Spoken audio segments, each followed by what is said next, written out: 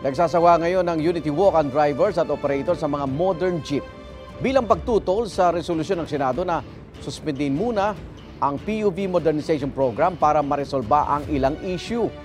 Yan ang unang balita live ni James Agustin. James! Good morning. Ilang minuto pa lamang yung nakakalipas na magsimula na yung Unity Walk na iba't ibang grupo mula po rito sa Welcome Rotonda sa Quezon City at nagmarcha na sila doon sa Espanya Boulevard. Ilang metro lamang po yung layo mula dito sa ating kinatatayuan pero hinarang na sila ng mga pulis mula sa Manila Police District. Kaninang alas 6 ng umaga pa iga na magtipon-tipon dito sa Welcome Rotonda yung iba't ibang grupo. Dala-dala yung mga tarpaulin, nagsama-sama silang mga modern jeepney drivers at operators at iba pang nagpa-consolidate para sa PUV Modernization Program. Ang mensahe raw na isasagawa nilang Unity Walk mula dito sa Welcome Rotonda hanggang sa Menjola ngayong araw ay tutulan ang resolusyon ng Senado na suspendihin pansamantala ang programa.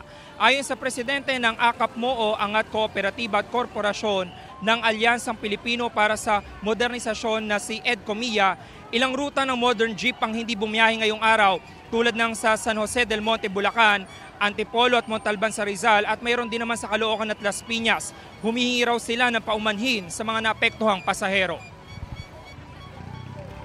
Malinaw ang mensahe na gusto naming iparating sa Pangulo. Kinakailangan na huwag niyang pakinggan ang rekomendasyon ng Senado, ibasura niya ito at pagbigyan niyang umusad ang modernization program. Humihingi kami ng paumanhin sa mga pasahero na naapektuhan ngayong umaga dahil sa aming ipinaglalaban sa ating pamahalaan. Ito naman ay para din sa kanila.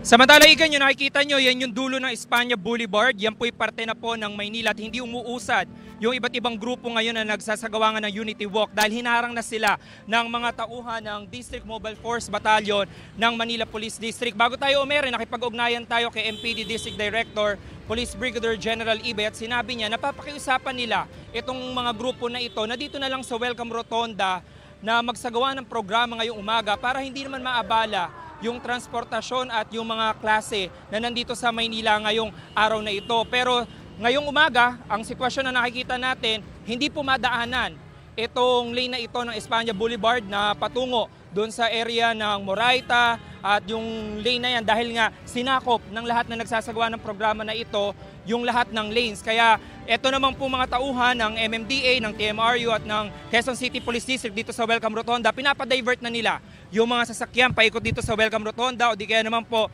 dito sa mga papasok na mga kalsada na Mayon at Canlaon Street dito sa Quezon City. Kaya asahan mga kapuso natin, kung galing po kayo sa may Quezon Avenue na patungo po kayo sa Maynila ngayong umaga, napakabigat po ng traffic. Dahil nga po dito sa mga nagsasagawa ng Unity Walk ngayon, dito sa lungsod ng Quezon City at doon sa area na ng Maynila kung nasaan sila ngayong umaga. Yan muna unang balita. Ako po si James Agustin para sa GMA Integrated News.